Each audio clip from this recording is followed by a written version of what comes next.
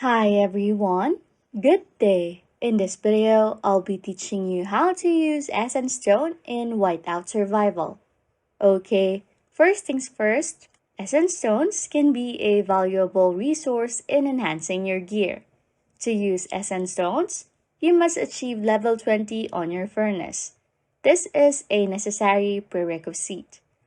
Once you have reached level 20 on your furnace, you'll gain access to the Mastery Forging feature.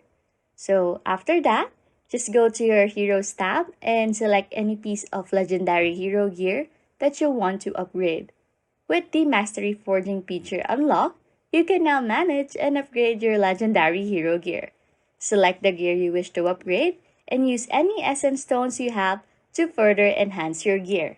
Anyways, if you like content like this, don't forget to subscribe to this channel or comment down below any tutorials you want us to make so we can help you. And that's it. You can now use essence stones in Whiteout Survival. Thanks for watching and happy scrolling.